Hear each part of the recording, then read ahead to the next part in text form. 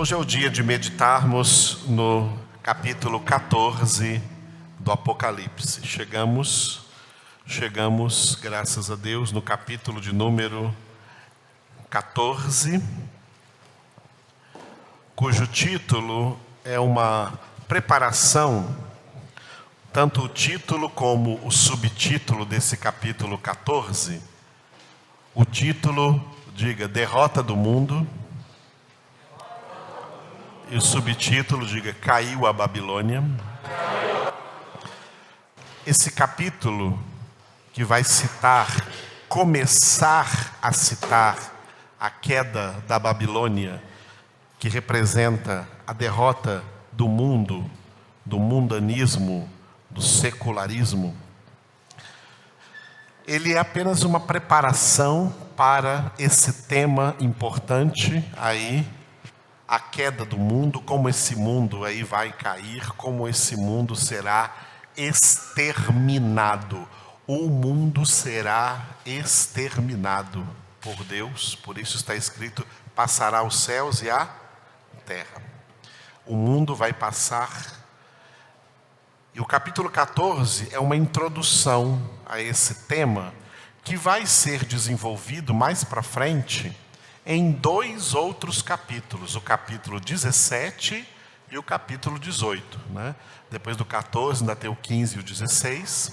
E esse tema que começa dentro do Apocalipse a ser sugerido aqui no capítulo 14, ele será ainda desenvolvido nos capítulos 17 e 18. Representando o que é a derrota do mundo.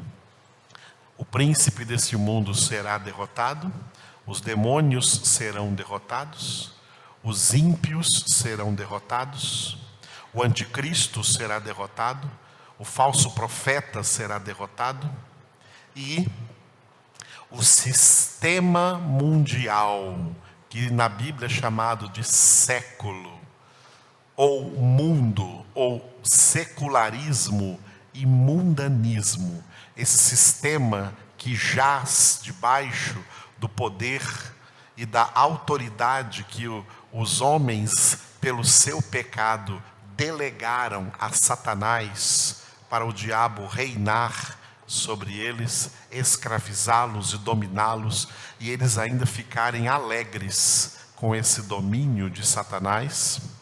Esse sistema sujo, mundano, ele vai cair, ele vai esfacelar, ele vai ser destruído pela palavra que sai da boca de Deus, pela espada que sai da boca de Jesus, que vai aparecer no capítulo 19, montado num cavalo branco, e da sua boca sai uma espada de 2 gumes, que é a palavra de Deus.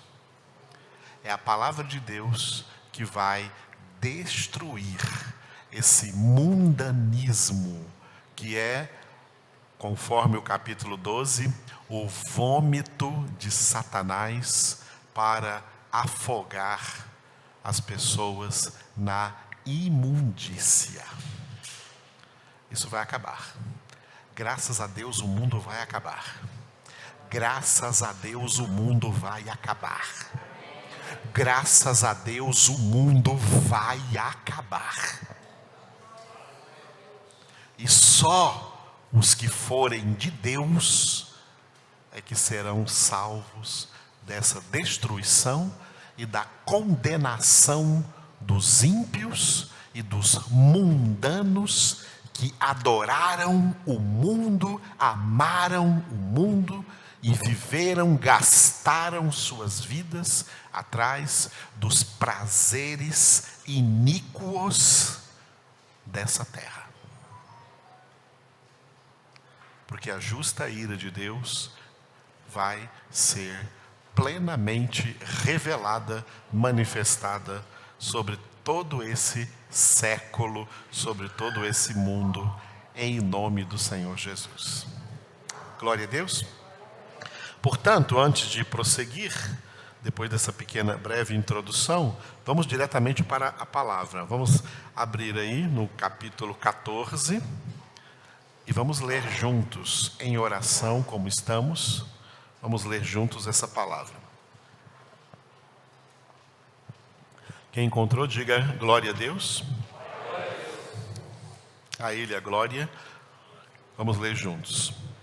Olhei e eis o Cordeiro em pé sobre o monte Sião, e com ele 144.000, tendo na fronte escrito o seu nome e o nome de seu pai.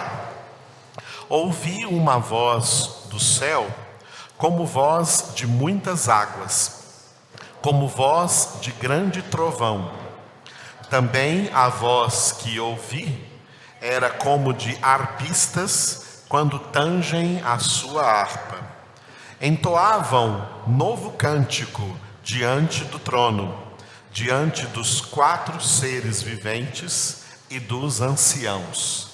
E ninguém pôde aprender o cântico, senão os 144.000 que foram comprados da terra. São estes os que não se macularam com mulheres, porque são castos.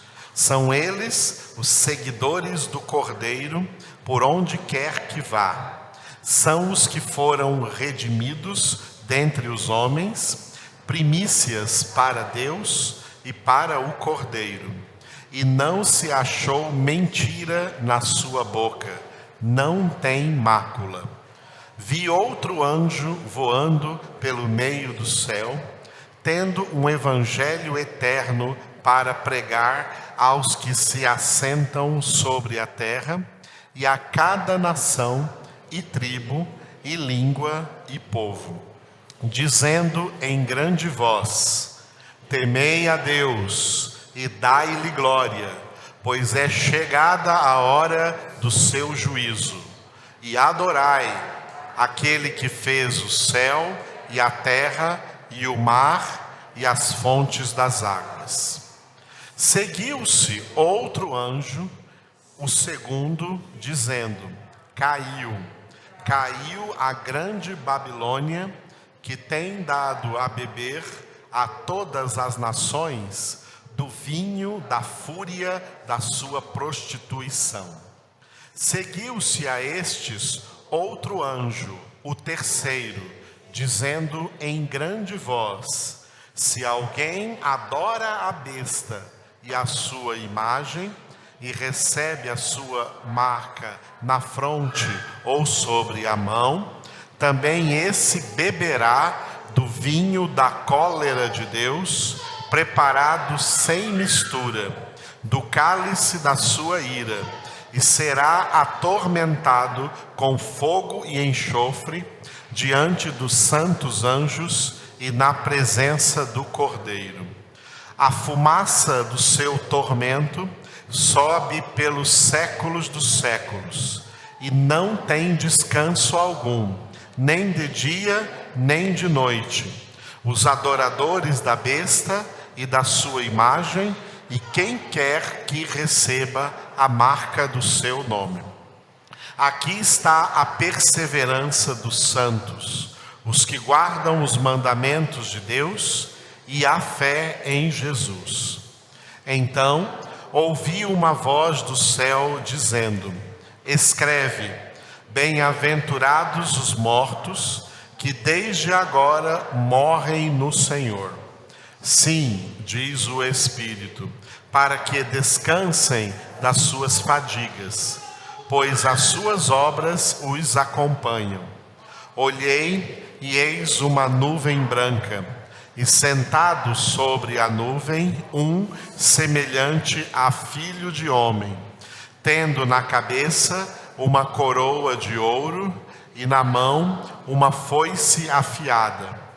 Outro anjo saiu do santuário, gritando em grande voz para aquele que se achava sentado sobre a nuvem: toma a tua foice e ceifa, pois chegou a hora de ceifar, visto que a seara da terra já amadureceu. E aquele que estava sentado sobre a nuvem passou a sua foice sobre a terra, e a terra foi ceifada. Então saiu do santuário que se encontra no céu outro anjo, tendo ele mesmo também uma foice afiada. Saiu ainda do altar outro anjo, aquele que tem autoridade sobre o fogo, e falou em grande voz ao que tinha a foice afiada, dizendo: toma a tua foice afiada e ajunta os cachos da videira da terra, porque as suas uvas estão amadurecidas. Então o anjo passou a sua foice na terra e vindimou a videira da terra e lançou-a no grande lagar da cólera de Deus. E o lagar foi pisado fora da cidade, e correu sangue do lagar até aos freios dos cavalos, numa extensão de 1.600 estádios. Glória a Deus. Dentro deste capítulo 14, portanto, que introduz o tema da derrota do mundo e a queda da Babilônia, a palavra Babilônia vem de um lugar que ficava na Mesopotâmia. Hoje só tem ruínas. É um lugar, hoje, o país, a região ali é o Iraque. A Mesopotâmia significa terra entre rios, lugar no meio de dois rios, o rio Tigre e o rio Eufrates, onde nos tempos muito antigos, no início ainda da Sagrada Escritura, logo depois do dilúvio, quando os homens começaram de novo a crescer sobre a terra, no capítulo 11 de Gênesis está esse relato. Os homens tentaram construir uma torre, e Deus desceu ali e confundiu as línguas daqueles homens, e eles não se entenderam mais, e por isso a torre não foi construída, e passou a ser conhecida como a Torre de Babel, porque a palavra Babel é o verbo em hebraico confundir, e também o substantivo confusão. Daí veio o nome para aquele lugar, porque foi naquele lugar que os homens tentaram construir essa torre. Esse lugar ficou sendo conhecido como a Babilônia, que significa a terra da confusão. Esse nome, biblicamente, passou a se estender a todas as nações da terra, ao mundo inteiro. Amados, a terra que nós vivemos, a terra na qual nós nascemos, crescemos, vivemos, trabalhamos, edificamos família, tentamos construir alguma coisa, essa terra, na verdade, o nome dela, o nome bíblico de toda a terra é Babilônia. Essa terra é uma terra de confusão. De confusão. A prova disso é o que nós lemos e ouvimos durante todos os anos da nossa vida, em todos os jornais. Aí é uma pequena prova. O que lemos e assistimos nos jornais? Crimes, assassinatos, roubos, mentiras, corrupções, maldade, sangue, guerra, fome,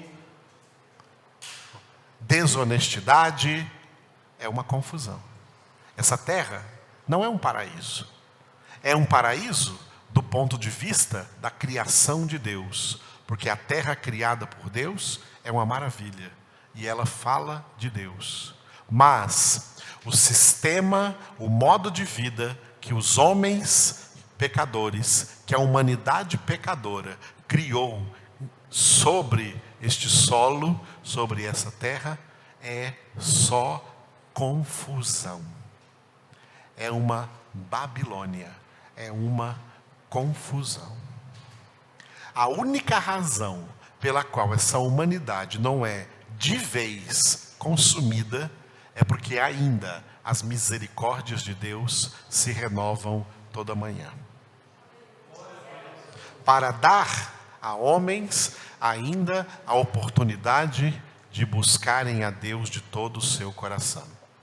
E porque Deus tem sobre toda a humanidade um plano de retirar do meio de toda essa humanidade que jaz no maligno um povo de sua exclusiva propriedade.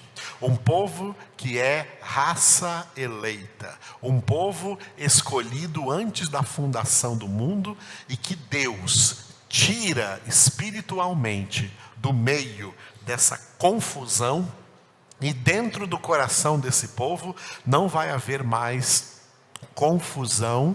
Deus tira de dentro de nós toda confusão ao escrever pelo Espírito de Deus dentro de nós a sua palavra, a sua verdade. Por isso Jesus disse, João 8:32, e conhecereis a verdade. E a verdade vos libertará de quê? Vos libertará dessa Babilônia. Vos libertará dessa confusão. Vos libertará do domínio de Satanás, que domina sobre essa Babilônia, que domina sobre toda essa confusão que a gente vai continuar lendo aí nos jornais, ouvindo nos periódicos, ouvindo aí nas notícias. Porque a humanidade, ela não muda. A humanidade, se ela muda, é para pior. Mas aqueles que Deus, dentre essa humanidade, escolheu, Ele separou pelo seu evangelho para serem diferentes, para terem um destino diferente.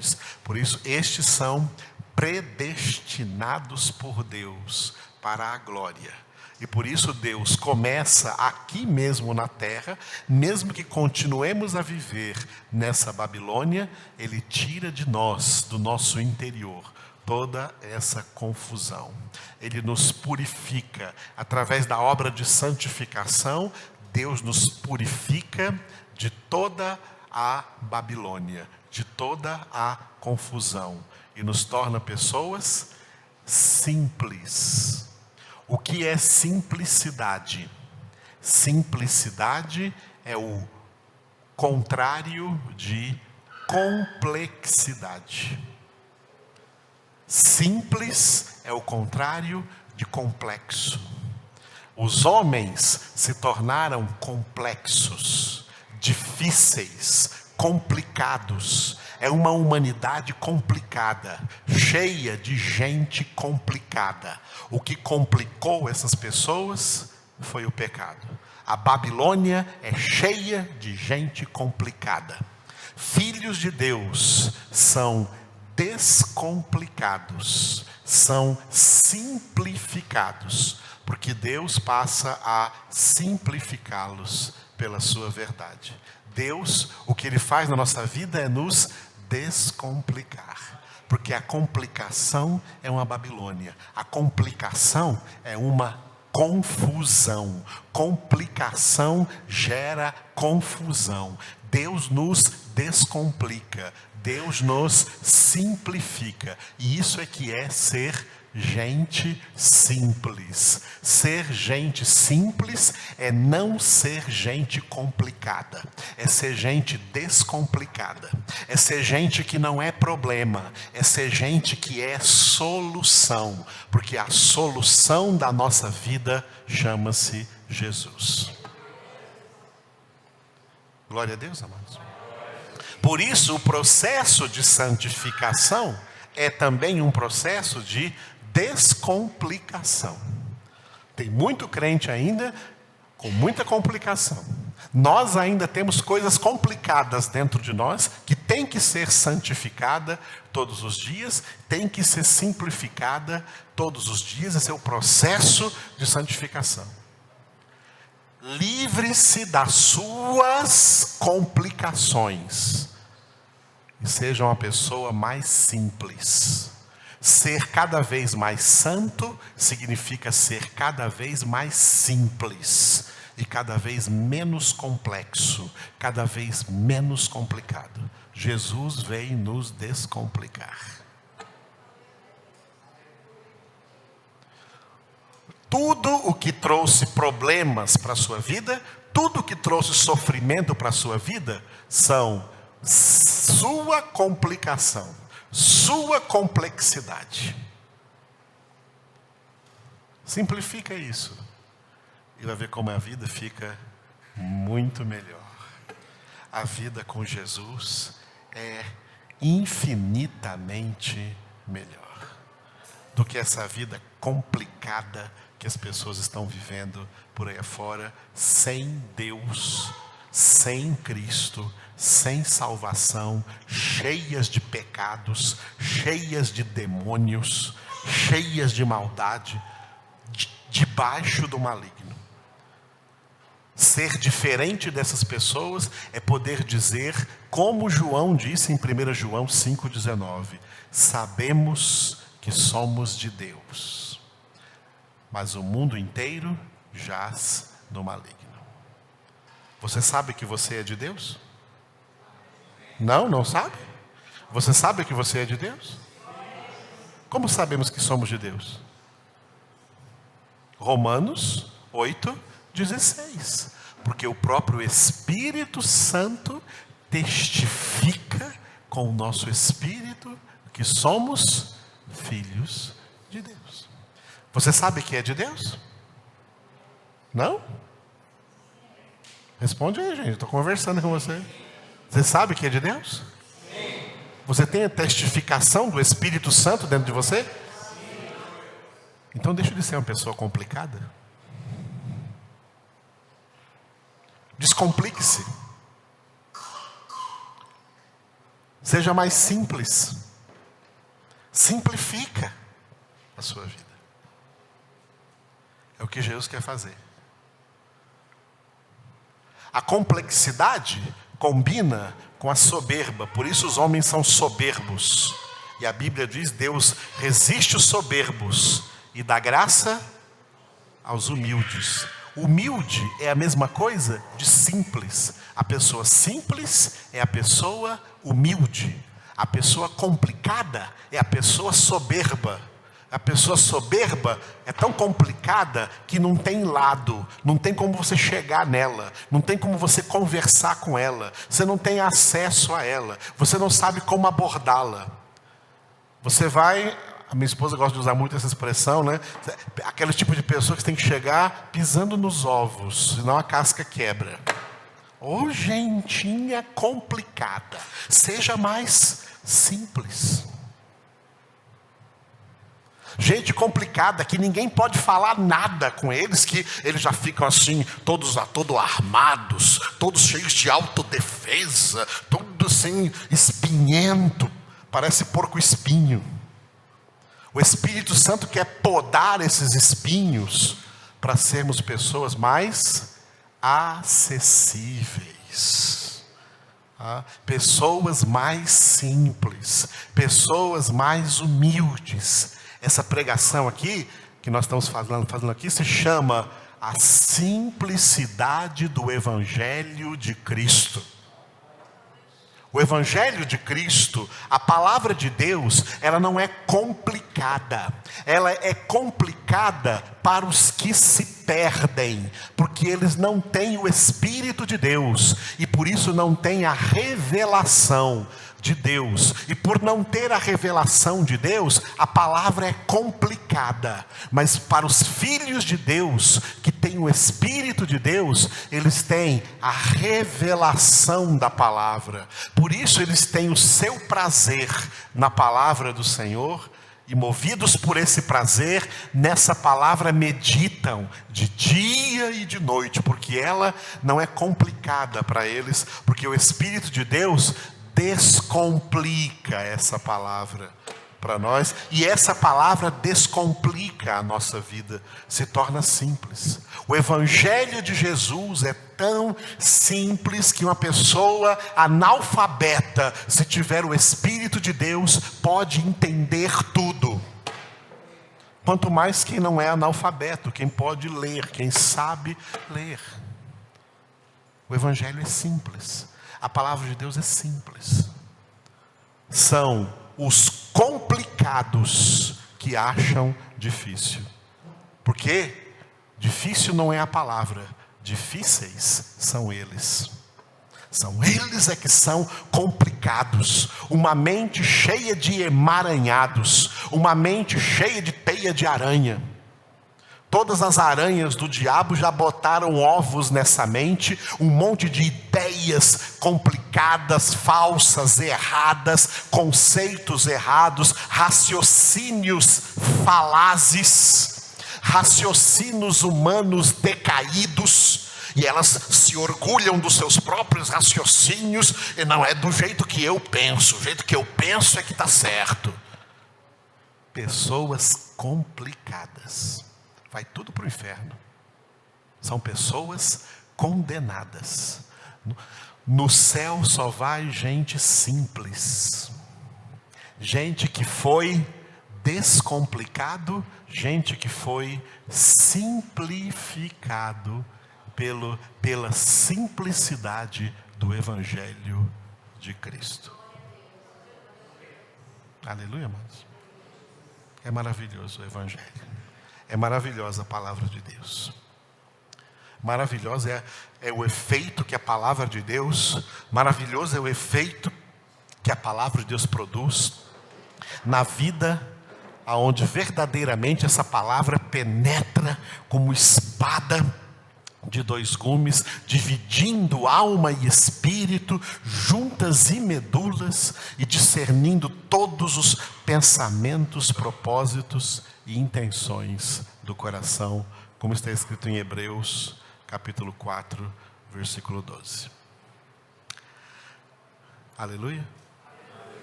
Nesse capítulo que nós lemos, nós temos que discernir aí dentro dele, né, alguns versículos, porque ainda dentro aí dessa última trombeta, a sétima trombeta, nós temos aí descritas 4 vozes de 4 anjos que o apóstolo João, durante a revelação desse livro, ouviu esses anjos falarem, né? 4 vozes.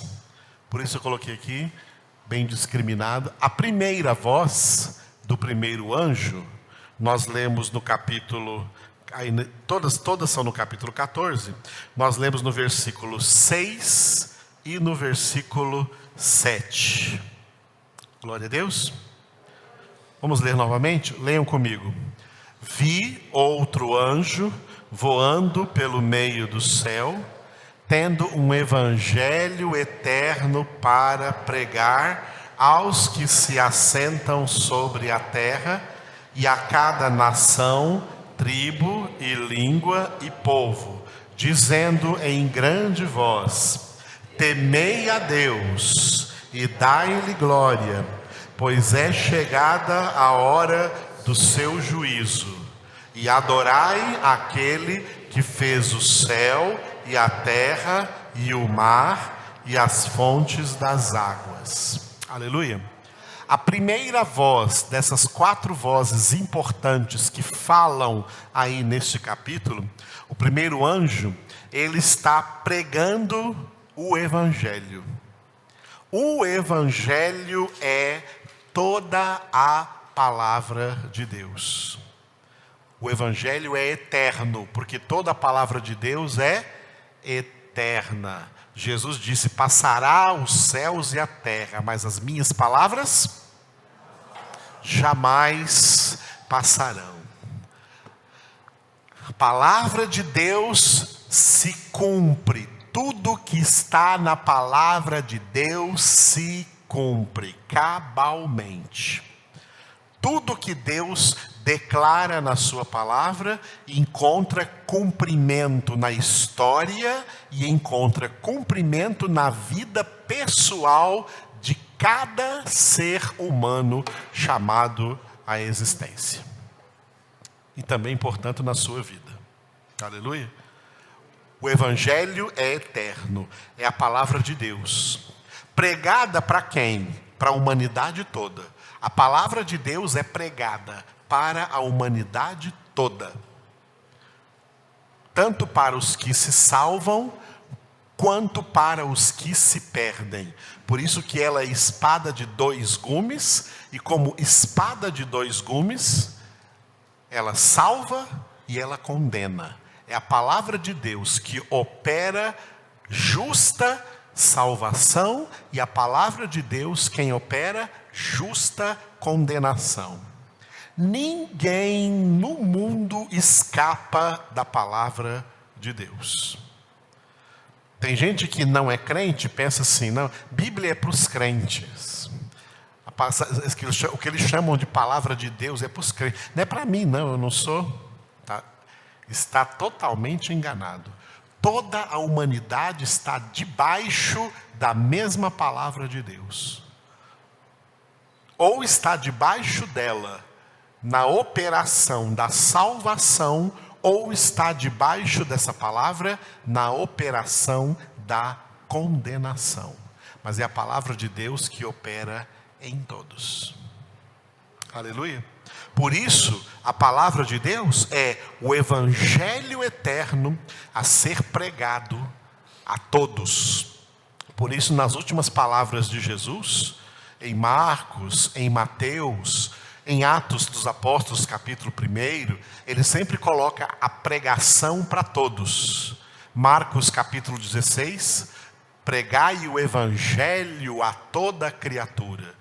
Quem crer e for batizado será salvo. Quem não crer será condenado.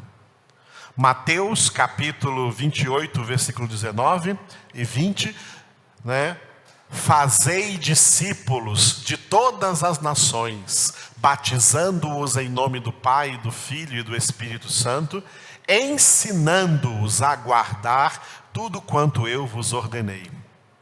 E Atos 1:8, Jesus disse: recebereis poder ao descer sobre vós o Espírito Santo, e sereis minhas testemunhas, tanto em Jerusalém, como em toda a Judeia e Samaria, e até aos confins da terra. Jesus sempre coloca o evangelho para ser pregado para o mundo todo. A pregação do evangelho eterno, porque todo mundo está debaixo da mesma palavra. Ninguém tem outra palavra.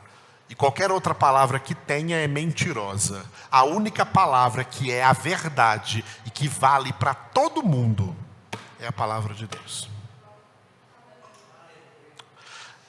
E no versículo 7, aí nessa primeira voz, versículos 6 e 7, nessa primeira voz, nesse primeiro anjo que fala, o versículo 7 é como se fosse um resumo, uma sumarização, um sumário,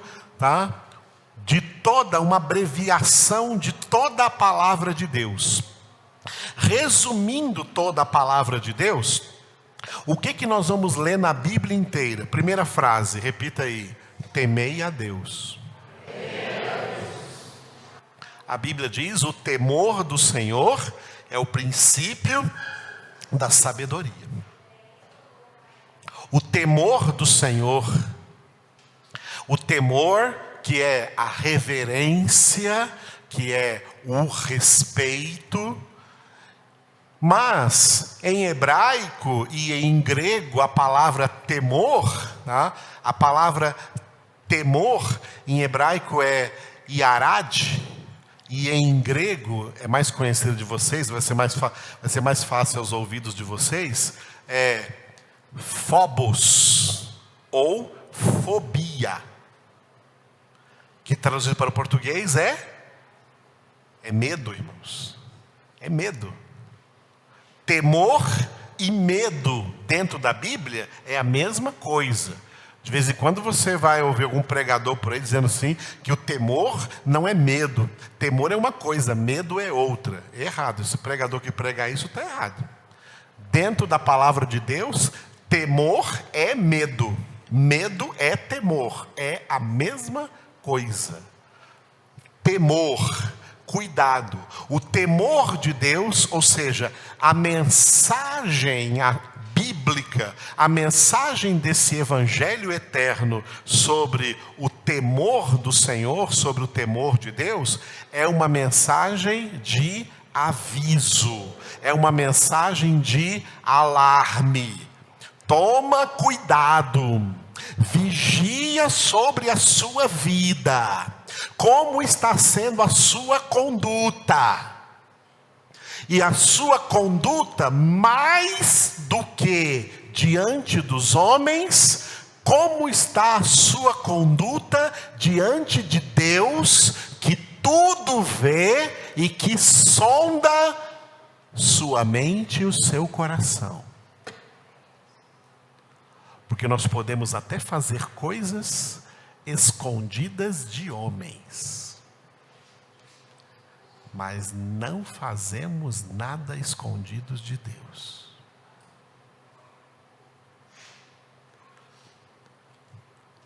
E que homens podem nos fazer alguma coisa diante do que fazemos? Mas Deus é o que pode fazer. E é Ele quem vê. E é Ele quem nos vê. É o nosso orgulho e a nossa vaidade que faz com que a gente queira se esconder de homens. Tomara que fulano não veja isso.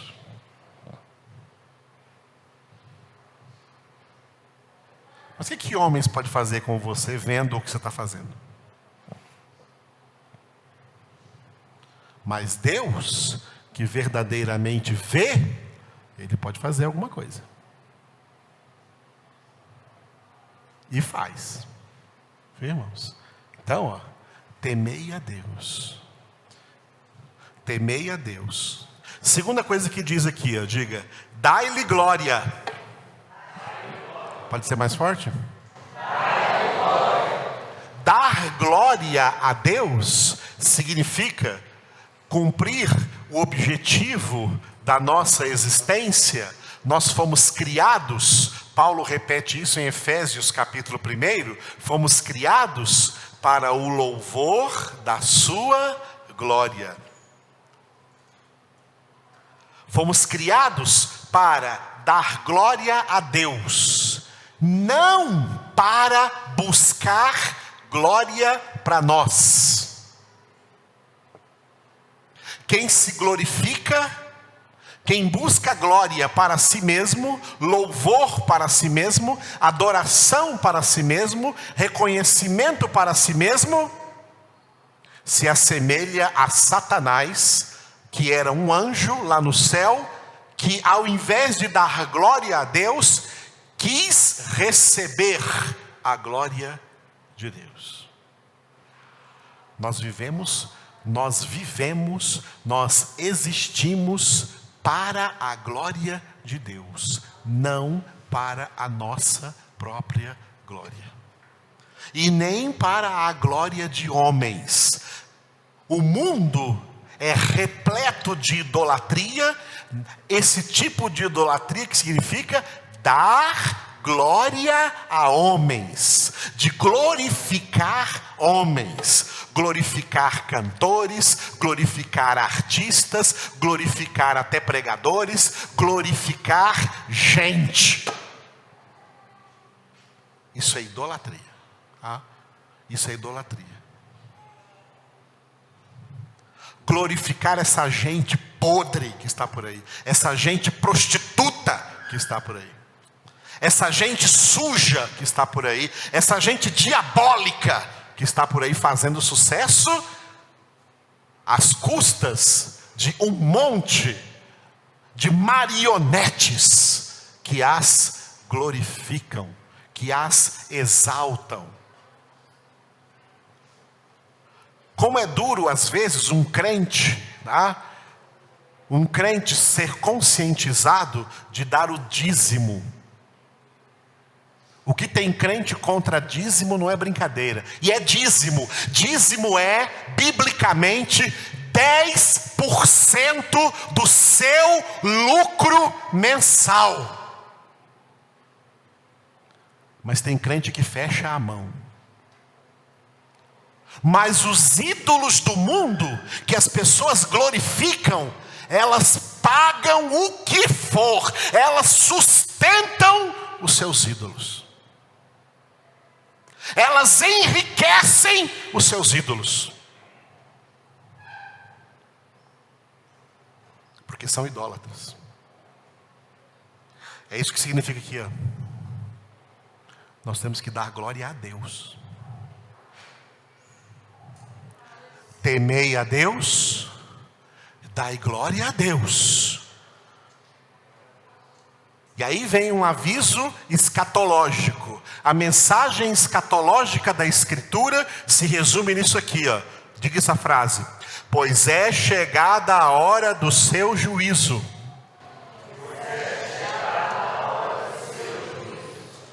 O juízo vem. Só não vai entrar nesse juízo aqueles que Jesus falou. Aqueles que forem santos. Aqueles que forem santificados pela palavra. Aqueles que forem verdadeiramente salvos na palavra. Aqueles que forem verdadeiramente encontrados com a palavra de Deus no centro de suas vidas. Jesus disse que esses não entram em juízo, mas passaram da morte para a vida. Agora, quem não está vivendo a palavra de Deus no centro da sua vida, a hora está chegando.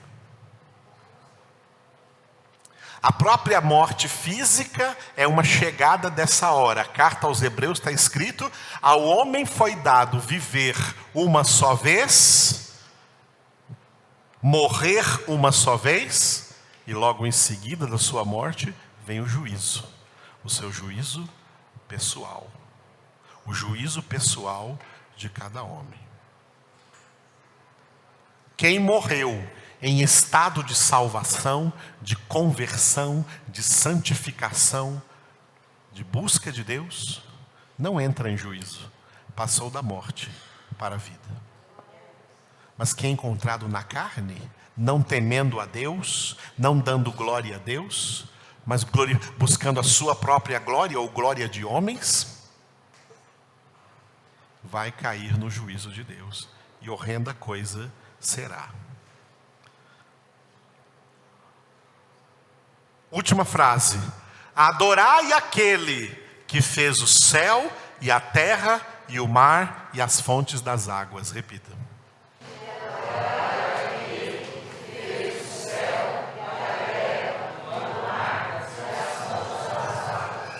Aleluia. O que é adorar a Deus? Adorar a Deus não é cantar. Adorar a Deus não é tocar. Adorar a Deus é obedecer. Deus continua procurando verdadeiros adoradores, que o adorem em espírito e em verdade. E adorar a Deus em espírito e em verdade é obedecer a Deus. É obediência a Deus. Por isso, esses 4 pontos aqui resumem toda a palavra de Deus, que é chamada no versículo 6 de o Evangelho eterno proclamado por essa primeira voz. Temei a Deus, dai-lhe glória, pois é chegada a hora do seu juízo, e adorai aquele que fez o céu, a terra e o mar e as fontes das águas. A palavra de Deus toda está resumida aqui neste versículo 7. Veio o segundo anjo, só no versículo 8, né? E a voz dele, com a sua voz, ele declarou: seguiu-se outro anjo, o segundo, dizendo: caiu a grande Babilônia, que tem dado a beber a todas as nações do vinho da fúria da sua prostituição. Repitam.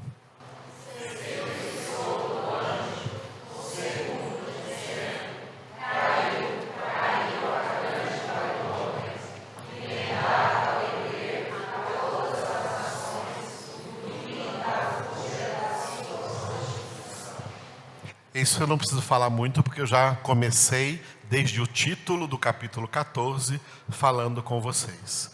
A queda da Babilônia, a queda do mundanismo, e no meio desse mundanismo, esse mundanismo é regado por um monte de coisas. Uma das principais é a prostituição, é a sensualidade, é o problema, a problemática sexual no mundo inteiro. Deus criou o homem e a mulher para ter relacionamento sexual, atenção, exclusivamente no sagrado matrimônio, no sagrado casamento. Qualquer espécie de relacionamento sexual fora do casamento é abominação, é maldição, é culto a Satanás. E essas pessoas serão condenadas. Não há salvação para elas. Solteiros não têm relacionamento sexual com ninguém.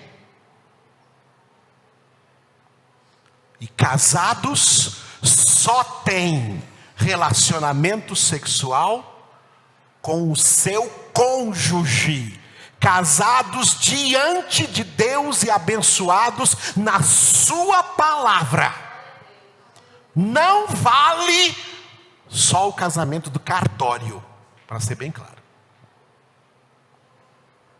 Foi bem claro? E esse relacionamento sexual com discernimento, porque o marido não pode tratar a mulher como uma prostituta, porque o corpo dela é um templo do Espírito Santo, e a mulher ter consciência que o corpo do marido é templo também do Espírito Santo. Portanto, mesmo dentro do casamento, não é sexo de qualquer maneira, como estão fazendo aí no mundo essa sodomia.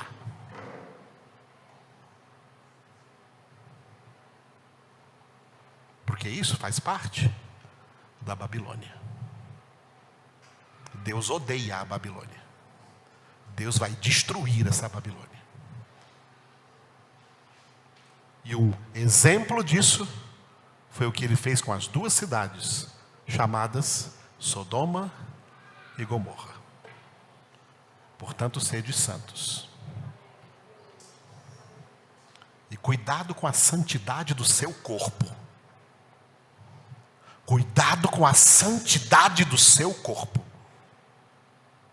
Porque será cobrado isso de você.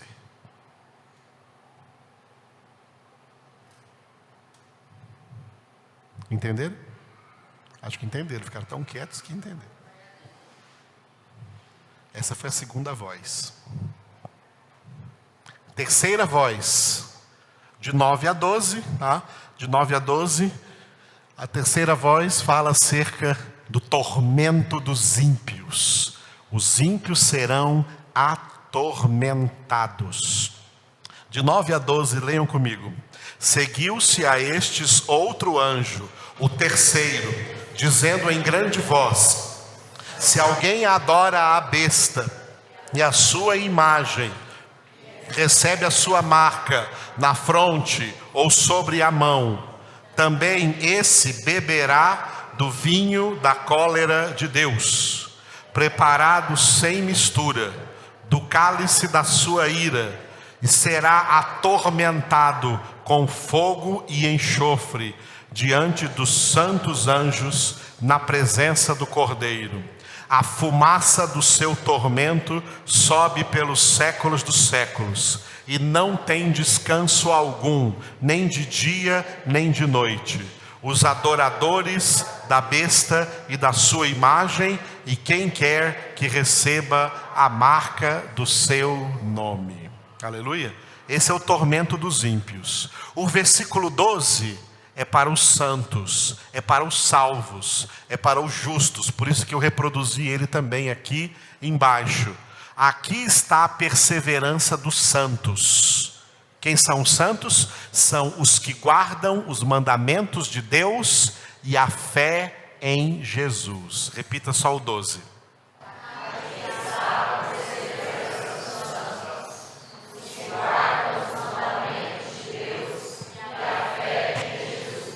Aleluia. A perseverança ligada aos mandamentos é a perseverança na obediência. A perseverança ligada na fé é a perseverança em viver pela fé, porque está escrito: o justo viverá pela fé. Viver pela fé é viver em obediência à palavra de Deus, aos mandamentos de Deus na sua palavra. Quando fala mandamentos de Deus, não se refere apenas aos 10 mandamentos, mas a tudo que Deus manda na sua palavra, porque tudo que Deus manda na sua palavra se resume em um único mandamento. Repita: sede santos. E a perseverança está aqui, porque Jesus condicionou a salvação à perseverança. Você só vai ser salvo com a condição de perseverar. Perseverar na fé, perseverar na obediência, perseverar na sua santificação. Por isso Jesus disse em Mateus 24:13: só aquele que perseverar até o fim, esse será salvo. Amém? Quarta e última voz, o versículo 13, o descanso dos mártires. Então ouvi uma voz do céu dizendo: escreve, bem-aventurados os mortos, que desde agora morrem no Senhor. Sim, diz o Espírito, para que descansem das suas fadigas, pois as suas obras os acompanham. Repitam.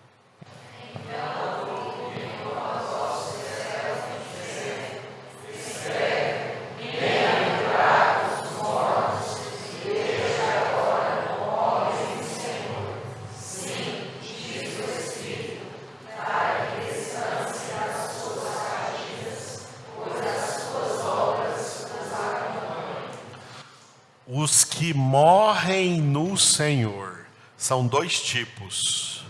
Os que morrem no Senhor antes da grande tribulação, mas aqui tem uma atmosfera específica para os que vão morrer em Cristo, em estado de salvação, nos dias da grande tribulação. A maioria dos verdadeiros crentes na grande tribulação vão ter uma morte de mártires. Porque na grande tribulação, os crentes serão fisicamente perseguidos, como foram no primeiro e no segundo século. Durante toda a história, teve pessoas que morreram, hoje tem pessoas que morreram aí, que morrem fisicamente por Jesus. Mas não tantas quantas foram no século I, no século II, que só será comparável esse número de mártires nos 7 anos da grande tribulação. Pode-se dizer que hoje em dia, a diferença de hoje em dia para a grande tribulação. Hoje em dia, a maioria dos crentes morrem de morte natural. E alguns, um aqui, outro ali, talvez, morra por causa do nome de Jesus, alguém o mata. Mas na grande tribulação, poucos crentes morrerão de causas naturais. A maioria dos crentes na grande tribulação vão morrer por causa de Jesus, selando a sua vida de testemunho cristão com o seu martírio, a sua morte física. É o que diz a voz do 4º anjo. Independentemente da maneira como morrem, todos os verdadeiros crentes, eles são benditos. A palavra correta no texto grego do Apocalipse não é bem-aventurados, mas benditos. Benditos ou abençoados os mortos que, desde agora, mesmo antes da grande tribulação, morrem no Senhor. Morrem no Senhor. É chegar ao dia da morte, perseverando, se santificando, crendo, vivendo pela fé, andando pelo caminho apertado, porque o fim desse caminho é a vida eterna. Mas o que anda pelo caminho espaçoso, o fim desse caminho é a perdição eterna. Então, dentro da perseverança, andamos nesse caminho até a hora que o Senhor quiser nos chamar. Aleluia. Portanto, de tudo que lemos, resume-se o versículo 12. Aqui está a perseverança dos santos, os que guardam os mandamentos de Deus e a fé em Jesus. Repita pela última vez.